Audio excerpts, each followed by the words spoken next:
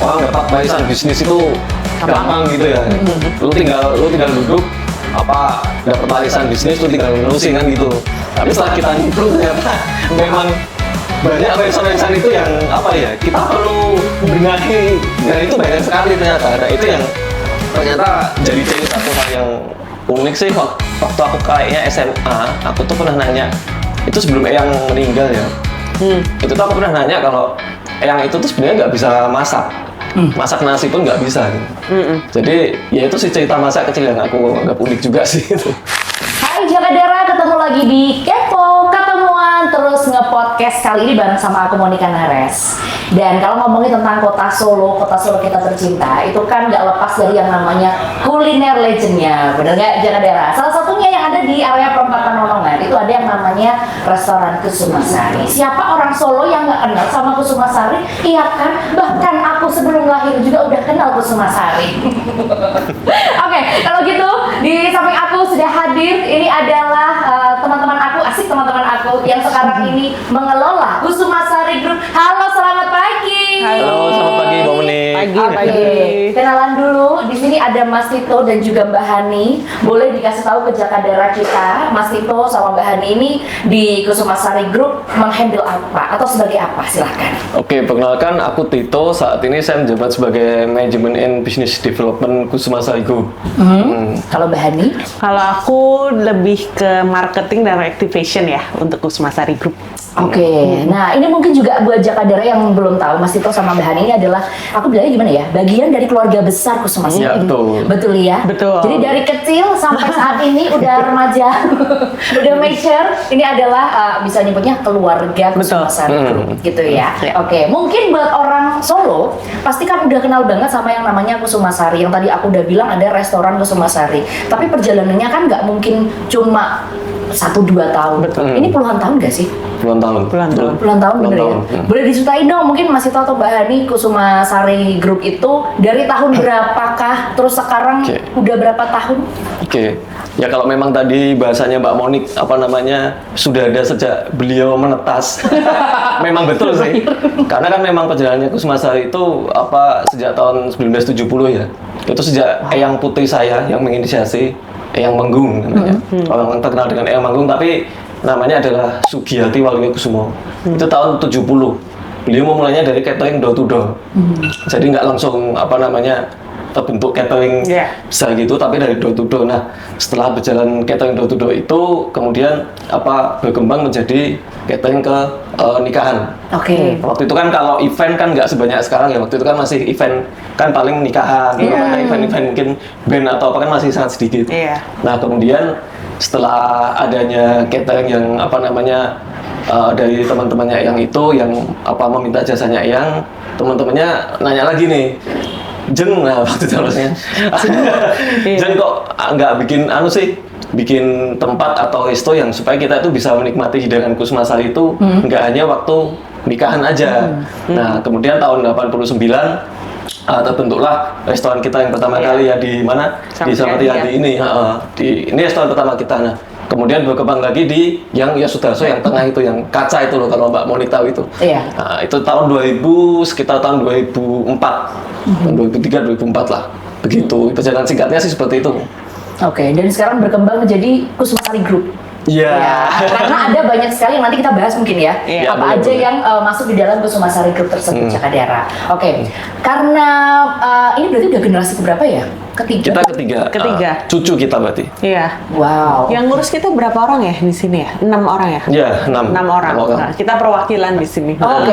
Sebenarnya ada 6 orang ya. Tapi kalau kita ngobrol rame-rame udah kayak arisan Bu. Iya. Enggak podcast ini namanya. Meeting sih biasanya, meeting biasanya rame ya. Ya, aku orang eksternal ya, ikut meeting ya.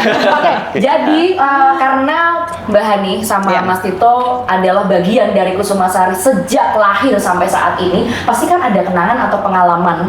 Iya. Selama mungkin sebelum mengelola kali ya, pengalaman sekecil deh yang paling gampang aja. Ini yang mulai dari aku dulu ya. Aku pernah ngerayain ulang tahun di Kusumasari. Kita malah sebagai kita belum pernah malah. Kayaknya dulu belum deh. Aku enggak. Malah nggak mau nih duluan nih kan. Bahkan sering banget kalau keluarga aku. Jadi kita reservasi dulu. Biasanya pesannya di yang kaca ya. Oh, yang kaca. Yang Sudarso. Iya. Atau waktu SMP aku pernah juga di Kusumasari yang ini yang dulu selari. Iya. Oh, kantin ice cream dulu. Masih ice cream itu. Kantin ngomongnya. Kalau dari Bahani sama Mas Ito sendiri, apa kenangannya Bahani dulu deh? Aku deh.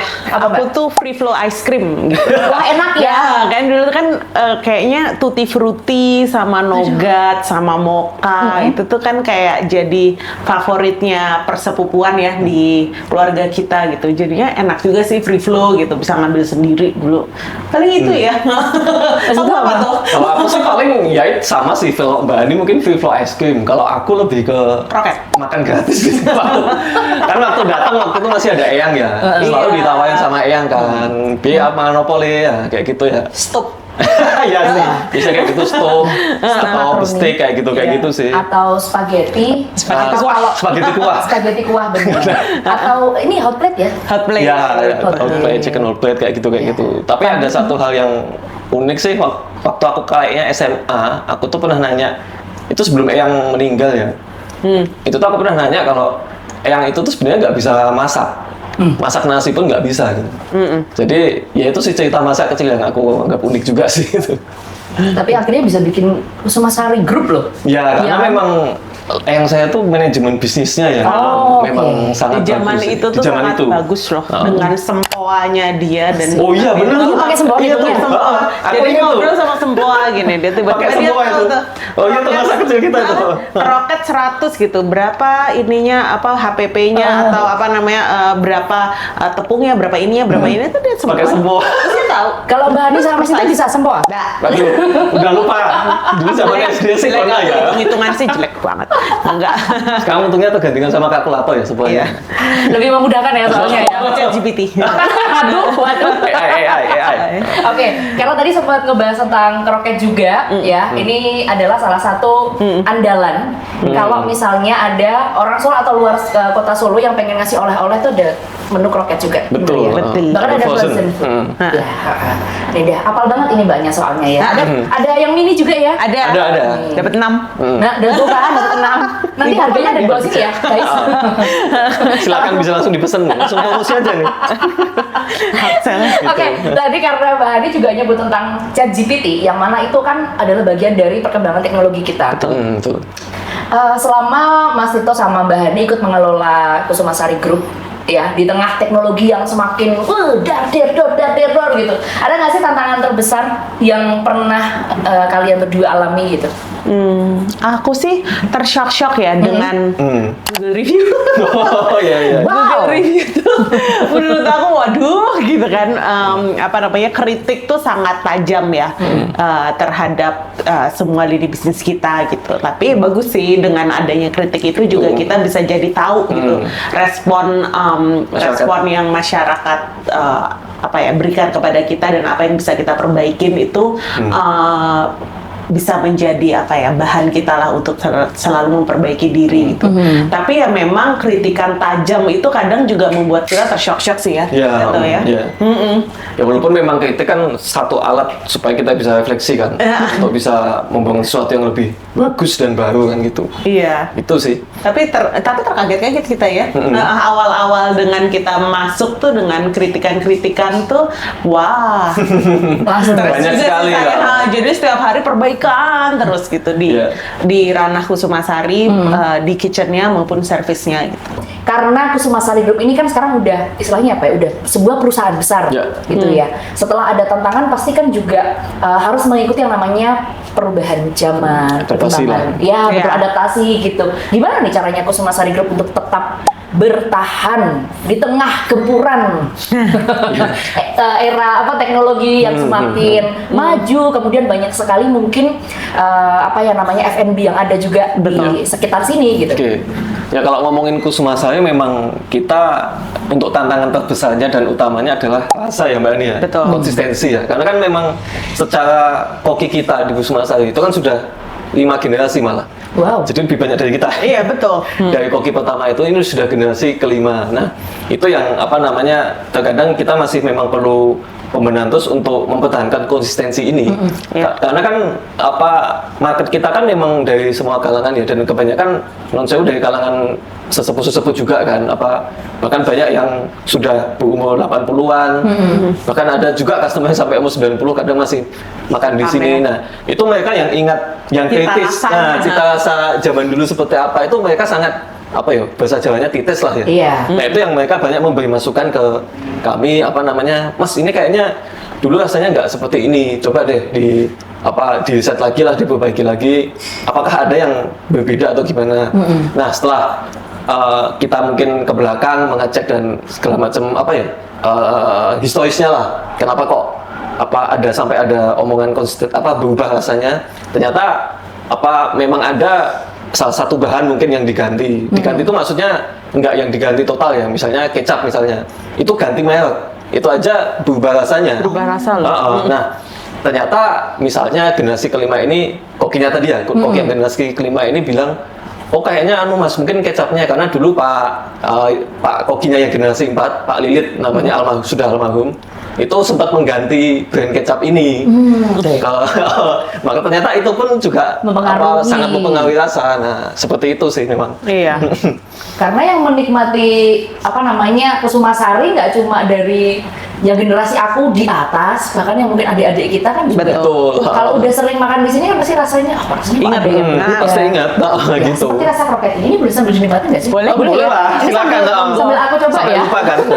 Sampai lupa. Kalau Mas Biasanya kita nawarin dulu, tapi Mbak Moniknya nih yang malah duluan nih. kok agak nggak sopan ya? Cocok Gak apa-apa, kopi. silakan. Ini untuk membuktikan kepada Jakadera bahwa ini bukan dummy. Oh ini asli. Oh iya bener. Ini bisa di zoom nggak sih? Bukan gabus ya. Bukan gabus. Kalau untuk rasa, aku sih yes ya. Terima kasih loh. Jadi kayak Mas Anang ya. Oke, jadi kalau ngomongin tentang Kusumasari lagi, tadi berarti konsistensi rasa dan lain sebagainya. Tapi pasti Jakadera yang benar-benar orang Solo masih tahu di area Kusumasari restoran ini juga ada beberapa brand baru. Ya, betul. Ya, yang masuk di Kusumasari Group, betul ya? Betul. Yang pertama dibikin apa? Apakah ini yang ada di depan ini? Ya, Slurry. betul, Slurry Coffee. Ya, walaupun satu grup, tapi secara secara brand hukum berbeda ya. Tapi itu yang pengelolanya tetap kita juga. Boleh tanya nggak kenapa awalnya ke kopi dulu? Apakah mengikuti pasar yang memang orang-orang Solo kan setiap hari ngopi dulu, kalau nggak ngopi nggak fokus nih bro. Gitu. Iya, awal itu sebenarnya alasan yang sangat lugu ya, bahwa ada kita punya tempat yang dulu tuh biasa menjadi kantin Kusumasari ya, kalau ingat tadi yang es krim ya, yang kamu di situ ya waktu kita cerita tadi, itu kita apain ya yang supaya relevan dengan anak-anak muda gitu, karena kan walaupun Kusumasari itu adalah marketnya itu beragam, tapi kan memang didominasi oleh generasi-generasi yang atas. Kita cuman mikir gimana ya cara tap in ke generasi yang lebih muda, yang lebih masa kini gitu. Waktu kita ngobrol gitu, kayaknya kopi adalah salah satu yang oke nih, dan di tahun berapa ya tuh ya itu? Setelah tahun 2004 awal. 2004 awal tuh belum semenjamur sekarang kopinya. Jadi waktu itu kopi kali ya kita bikin kopi yang yang serius gitu, dari cita rasa kopinya dan lain-lain kita coba, ya udah ternyata works gitu, dan kita mencoba bereksperimen gimana kalau kita tempat duduknya pinggir jalan, karena kan warga kita ini, warga Solo ini kan seneng ya dengan nongkrong-nongkrong pinggir jalan gitu. Kayaknya DNA-nya tuh di situ tuh ya, gitu. Jadi kita coba dengan nongkrong di jalan, ngeliat kereta dan lain-lain. Walaupun ya memang awal-awal ya banyak ini juga ya. Kita riset setahun itu loh, 2023 iya, ya. 2023 banyak itu tantangannya juga gitu. Tapi ya masih bertahan sekarang sih, kita cukup bersyukur ya. Gitu. Udah 2 tahun lebih berarti, 2,5 lah. 2,5 tahun. Setelah ada Slurry, habis itu setahun kemudian. Setahun kemudian. Kayaknya kita intervalnya tuh per tahun ya. Tahun. Jadi Slurry, setahun kemudian kita bikin Misoa, kita mikir juga waktu Misoa kayaknya belum ada nih misoa yang di Solo gitu ya, kita mengkampanyekan satu dish tertentu, yaitu misoa gitu ya. Karena di Jakarta kan juga masuk lidahnya gitu, kayaknya gurihnya dapat ini, dan orang Solo tuh kan biasa dengan kuah-kuah ya, dengan persotoan gitu. Kita juga mikirnya kayaknya cocok nih dibawa ke Solo gitu. Itu risetnya juga panjang ya tuh ya. Juga. R&D-nya itu terlama itu, gimana kita mencari rasa yang paling tepat gitu. Ya, karena kan kuah lebih kompleks biasanya memang. Gitu. Habis misoa? Mushroom. Ini, jadi buat Jakadera yang belum tadi aku belum nyebutin sih soalnya. Kita ini ada di Smash Room. Iya. Itu ada di sebelah timurnya dari Selari. Betul. Ya, betul. Nah, ini juga sebuah brand yang baru saja udah launching belum sih? Secara soft sudah. Oh, soft openingnya udah ya. Oke. Iya. Kemarin tanggal berapa ya, Mbak? Aku kok lupa. Belum sebulan. Belum sebulan. Awal akhir Mei. Tanggal 31. 31 Mei. 31. Nah, Iya, betul. rencana kita tanggal 4 nanti ada grand opening. Iya, kita akan ada grand opening gitu. Sekarang kita masih ngetes, kita masih mencari flow yang pas ya. Gitu sih. Gitu. Oke, berarti inovasinya adalah dari Kusumasari Group. Sekarang udah ada banyak, ada Selari, kopi, Betul. ada miso aso, ada kalau Smash Room ini apa? Burger ya? Burger. Oke. Jadi bisa dipilih ya, warga-wargi sekalian mau pilih yang mana? Pilih yang mana?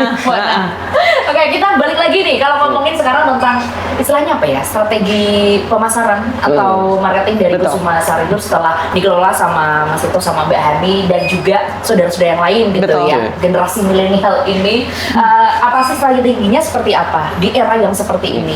Ya mungkin, nah ini kan Mbak Ani tadi yang marketing director, mungkin dia bisa menjelaskan sih. Tapi apa namanya, memang dulu memang belum ada ya Mbak ya, Iya. apa strategi pemasaran yang modern ya, modern kan sekarang sudah digital kan. Itu kita dulu masih belum. Baru tahun 2017 aja kita baru bikin sosmednya loh. Oke. Baru bikin sosmednya kan, belum memasarkan secara digital, ya kan Mbak? Iya. Jadinya memang ada campaign-campaign tertentu yang kita lakukan lah secara digital gitu untuk semua lini bisnis kita gitu, dan kita juga banyak aktivitas-aktivitas yang menggait komunitas yang kita lakukan ya, especially untuk di Selari pun gitu kan. Jadinya kita ya banyak komunitas lari, komunitas buku, karena di lantai 2 kan memang library ya, hasil koleksi dari keluarga kita, buku-buku keluarga kita yang bisa dinikmati pengunjung semua gitu. Jadi kita banyak ya, dulu tuh launching buku, buku. Jadi banyak komunitas yang kita gandeng sih sebenarnya. Komunitas art juga, kita juga ntar tanggal 4 Juli gitu kita akan bikin suatu pameran juga. Pas grand opening. Pas grand opening kita ada Selari, ada Smash Room nanti berkolaborasi untuk menyuguhkan suatu kegiatan yang lintas industri gitu, jadi lintas komunitas gitu. Jadinya kayaknya strategi menggandeng komunitas itu menjadi salah satu kekuatan kita sih. Ya. Gitu. Oke, berarti ada banyak activity yang dilakukan di area ini. Jadi kan nggak cuma Sari aja, bisa juga di Smash Room atau mungkin di Kusumasari Restonya gitu kan ya. Iya. Dan sekarang kalau misalnya ngebahas tentang tadi kan tantangan di perusahaan, iya perusahaan Kusumasari Group. Kalau sekarang tantangan mengelola bisnis, tapi sebagai keluarga. Ya, komunikasinya kan ini ada generasi 1, 2, 3 nih gitu. Betul. Ada nggak sih tantangan di komunikasi tersebut? Ya pasti ada, karena kan memang ini perusahaan keluarga dan itu melibatkan, kalau mungkin generasi kita mungkin satu pemikiran ya, kan kita sepupuan nih. Dan walaupun umurnya beragam loh ya, ada yang sepupu kita tuh umurnya 62. Itu kita di sepupu satu 30-an. generasi. Jadi dia cucu tertua ya. Cucu tertua. Kita di 30-an gitu. Tapi kalau di generasi ini tuh cukup punya satu pemahaman. Cukup solid lah. Cuma memang kadang perbedaannya ada di komisaris ya. Kalau kita kan di sini sepupu itu kan director. Kalau komisaris itu bapak saya, bapaknya Mbak Ani ini. Nah, itu yang sering ada perbedaan ya, karena memang generasinya kan agak jauh ya. Nah, mungkin salah satu challenge untuk perusahaan keluarga supaya bisa bertahan ya sampai kita generasi ketiga itu memang kadang kita harus menurunkan ego sih memang. Karena kan konflik itu kan terjadi karena masing-masing ego saling berbenturan kan. Nah, ya non saya aja ego ini memang cukup tinggi juga di perusahaan kita. Nah itu untungnya, tapi kita bisa masingnya masing-masing pihak itu ego itu saling apa ya, saling menjaga gitu loh. Dan itu terbukti sampai sekarang kita masih eksis. Misalnya Selai Coffee itu kan dari bapaknya Mbak Hani ini penamaan segala macam. Kenapa Selai? Karena Slamet Riyadi misalnya gitu. Nah itu dari bapaknya Mbak Hani selaku komisaris juga gitu. Jadi memang perbedaan-perbedaan itu ada, tapi ketika kita bertemu kumpul keluarga, kan kita masih rutin lebaran kumpul keluarga itu, suasana itu tetap asik aja sih. Harmoninya tetap dijaga sih memang. Ya walaupun di belakang ada keputusan-keputusan kaitannya dengan profesional yang mungkin kurang cocok ya, tapi kita tetap bisa menjaga itu sampai sekarang dan alhamdulillahnya bisa sampai generasi ketiga ini. Oke, ini aku penasaran kalau misalnya acara keluarga juga ini kulinernya dari Kusumasari, Selari, beda lagi ya? Untuk mencoba yang baru ya? Coba yang baru. Kita bener-bener langsung makan apa ya malam ya? Makan apa ya malam ya? Karena kan banyaknya juga kita di Kusumasari Group ini adalah yang di Solo itu hanya ada 2 orang, 2 direksi. Sisanya tuh kita kayak aku ini berbasis di Jakarta.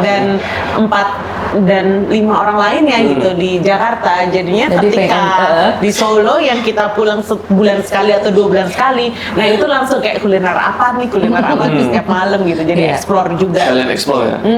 Karena kan kalau orang di luar Kusumasari Group, misalnya kayak aku, kayak teman-teman aku, PTPN gitu. Acara nih yuk, cateringnya apa? Kusumasari. Snack box, bento, semua.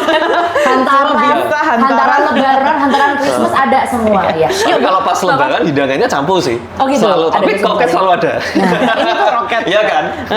Yang selalu menjadi primadona. Iya. Gitu. Oke, kita lanjut Mbak Hani dan juga Mas Tito. Kalau ngomongin tentang Kusumasari Group dengan sekarang dengan dinamika yang ada, pastikan dari keluarga, dari manajemen itu kan pasti udah memikirkan nanti ini rencana jangka panjangnya mau ngapain nih habis ini gitu. Ada nggak sih? Boleh nggak sih di-share ke Jakadar habis ini mau ngapain gitu? Oke. Ya kalau dari saya ya kita memang untuk jangka panjang kan memang salah satunya ekspansi outlet kita. Kayak tadi kan Mbak Anies sudah cerita kalau kita intervalnya tiap tahun ya. 2024 Selari, 2025 Misoa, 2026 Smashroom. Nah, rencana kami akan ekspansi outlet kita juga ke luar kota. Nah, tapi di samping itu kita juga akan B2B kali ya, Mbak, bikin produk-produk yang kita bisa masuk ke ranah B2B, tidak buka outlet yang orientasinya lebih ke B2C. Itu sih. Iya, lebih di situ sih. Kayaknya variasi bisnis juga pengen lagi kita explore ya. Ya, diversifikasi juga kemungkinan. Itu sih. Ini aku juga penasaran sama Mbak Hani dan juga Mas Tito, selain mengelola Kusumasari Group, pasti kan ada aktivitas yang lain yang Anda berdua geluti. Nggak cuma ngelola aja, nggak cuma jadi di belakang manajemen aja. Betul. Apa sih kegiatannya hari-hari? Mbak Hani dulu deh. Mbak? Aku di Jakarta tuh, aku tuh dekat dengan berkesenian ya. Jadinya aku di Jakarta juga memanage suatu art space gitu untuk seniman-seniman muda Indonesia gitu. Jadinya ada aspirasi lain di aku tuh yang masih bisa aku lakukan. Aku senangnya, let's say kalau yang dari situ suka, aku tuh perintilan ngedekor rumah kayak begini-begini gitu. Tuh aku obses gitu kayak. Jadinya aku bikin usaha, tapi berbasisnya adalah mempromosikan artis-artis gitu. Jadinya produk-produknya, artwork-artworknya itu dari seniman-seniman gitu, karena aku suka perintilan begini. Di sisi lain aku suka makan. Jadinya aku makan tuh waduh nomor 1 deh, makanan dan minuman tuh dan perkopian nomor 1 deh. Ada Kusumasari Group gitu yang bisa aku salurkan lah passionku ini gitu. Jadinya sangat blessed gitu dengan dua industri ini yang bisa aku pegang sekarang gitu sih. Kalau dari Mas Tito sendiri, apakah juga sama deket dengan yang namanya seni, budaya, dan F&B ya? Karena suka makan. Iya. Sebenarnya kalau dekat seni sama budaya memang aku juga penikmat seni juga sih. Kalau sekarang kan malah karena Mbak Ani tadi cerita dia banyak di Jakarta ya, aktivitas seninya. Saya kalau sekarang malah agak banyak bantu bapaknya Mbak Ani ini, kan bapaknya Mbak Ani kan juga seniman. Jadi sering bantu juga sih untuk kegiatan-kegiatan beliau kaitannya dengan seni dan budaya. Tapi selain itu, saya juga dulu menginisiasi sanggar anak sama kakak kandung saya. Sampai sekarang masih aktif sanggar itu. Tapi hanya saja keterlibatan saya saat ini nggak seaktif dulu karena kan juga aktif di sini kan. Tapi masih kegiatan sanggar ini masih aktif sampai sekarang dan saya masih support. Setiap ada kegiatan saya selalu datang segala macam. Nah, jadi sanggar anak ini itu lebih ke pendidikan sih. Jadi bukan sanggar lagi tapi sekolah. Seperti sekolah alternatif gitu ya. Dimana kalau kita lihat sekolah-sekolah konvensional kan pendidikan itu kan papan tulis ya. Benar-benar relasi antara guru dan murid itu sangat satu arah gitu loh. Kalau di sekolah kita itu base-nya itu ke anak. Child center. Jadi anak mau belajar apa itu yang akan kita olah, kita yang akan fasilitasi. Makanya di sekolah kita tuh nggak ada yang namanya guru tapi fasilitator. Karena guru itu kan sebenarnya bisa semua orang itu bisa menjadi guru. Dan alam itu adalah sekolah kita, misalnya gitu sih. Asik. Keren. Ternyata Mas Tito sama Mbak Hani tuh bisa jadi panutan buat milenial dan juga Gen Z ya. Selain ada di balik manajemen Kusuma Sari Group, tapi hari-harinya ngajar, ya kan, berkesenian. Kalau aku makan kroket, ya kan. Tapi memang kadang bisnis itu malah cenderung pentingnya di situ sih Mbak. Jadi dalam bisnis itu kan sebenarnya ada aspek multidisipliner ya. Kayak Mbak Hani kan dalam berkeseniannya itu kan malah justru kepake di sini. Kepake dalam menunjang bisnis kita. Misalnya meja ini kan dari sini juga pemilihannya itu dari Mbak Ani. Ini seniman juga meja di sini. Meja ini itu juga dari Mbak Ani juga. Jadi memang aspek-aspek bisnis itu tidak hanya ekonomi ya, tapi di luar itu juga penting sebenarnya.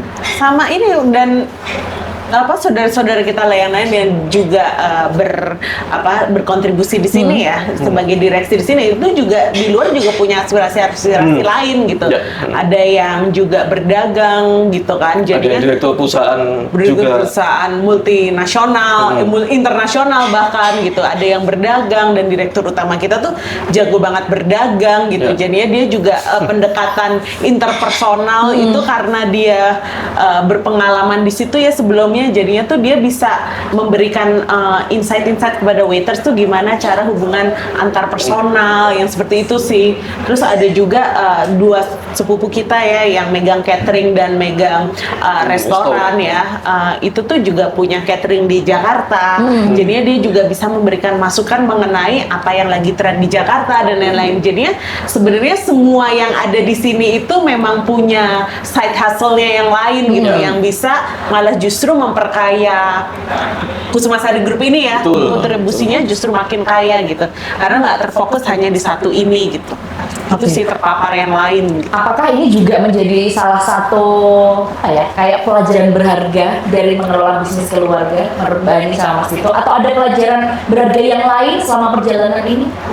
Kalau dari aku sih salah satunya itu ya kita baru sadar kalau memang dimensi yang lain tadi itu sangat mempengaruhi bisnis kita. Tapi di satu sisi saya juga baru sadar ketika nyemplung ya, maksudnya kalau dulu kan saya punya pandangan orang dapat warisan bisnis itu gampang gitu ya. Lu tinggal duduk dapat warisan bisnis lu tinggal nerusin kan gitu. Tapi setelah kita nyemplung ternyata memang banyak warisan-warisan itu yang kita perlu benahi dan itu banyak sekali ternyata. Nah itu yang ternyata jadi challenge kita waktu itu ya.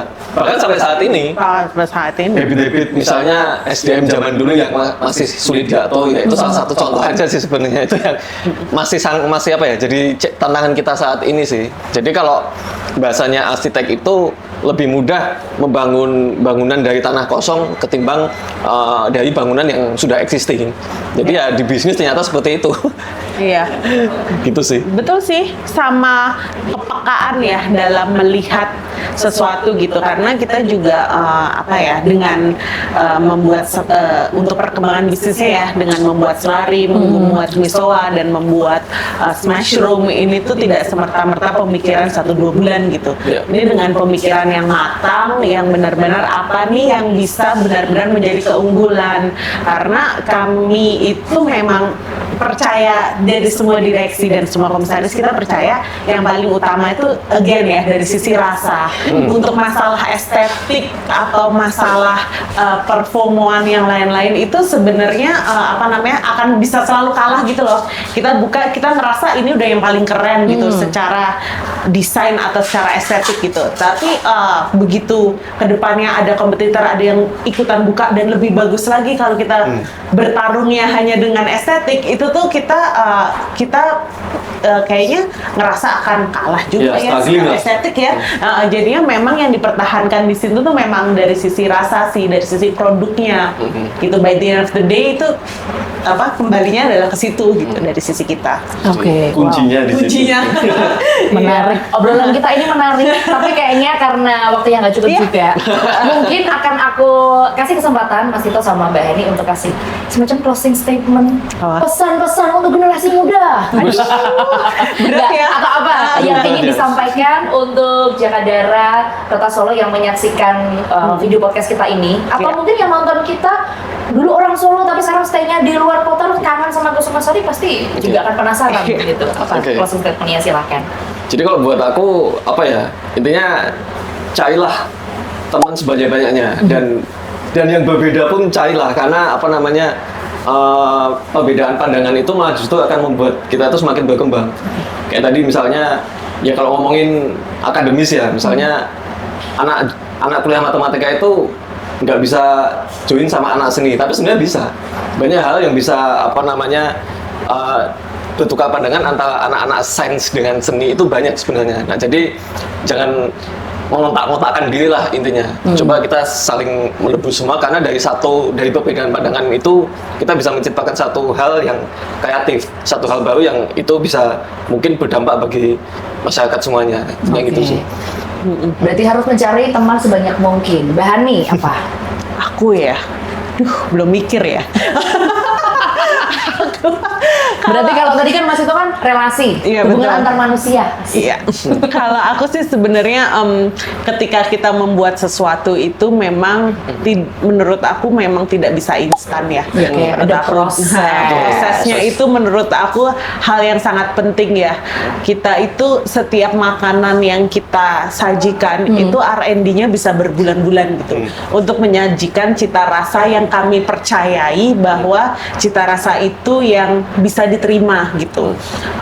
Jadinya memang proses itu tidak bisa instan, jadinya memang butuh eksplorasi, butuh ngeliat, butuh melakukan perbandingan dengan yang lain gitu, atau butuh eksperimental gitu. Jadi proses eksperimental ini tuh hal yang penting ya untuk di setiap usaha, especially di F&B. Gitu sih kalau di aku ya. Ya memang kalau produk memang jangan hanya ngelihat apa yang kita sukai, tapi yang kita percaya itu bisa diterima masyarakat. Betul. Karena yang kita sukai belum tentu diterima masyarakat juga kan gitu. Ego itu juga harus diturunin kan. Menurut kita nih enak ini enggak sih, kita harus eksperimen juga rasa yang diterima di setiap lokasi itu seperti apa gitu. Itu tuh jadi hal yang penting ya. Karena Solo dan Jakarta kan juga berbeda. Kan. Atau di kota-kota lain. Iya, karakternya kan beda ya, gimana gitu sih. yang diterima lah. Oke, terima kasih Mbak Hani sama Mas Tito. Terima kasih banyak Mbak Monik, teman-teman PTPN. Ya. Seru ya. Seru ya. Sebenarnya kita masih mau ngobrol yang lain-lain lagi ya, tapi waktunya nggak cukup. Mohon maaf ya. Habis ini mungkin ya, biar Jakadara mampir ke Selari, ke Smash Room, yang dicari selain kroket dan juga kopinya Selari, carilah Mas Tito dan juga Mbak Hani ya untuk teman ngobrol. Oke, thank you. Kalau gitu kita pamit dari Kepo Ketemuan Terus Nge-Podcast. Nantikan Kepo edisi selanjutnya bersama narasumber siapakah itu. Pokoknya stay tune terus aja di PTPN Radio, Your Hits and Favorite Station. Monika Naras pamit, bye. Thank you. Terima kasih. Oke, boleh. Udah habisin. Diminum.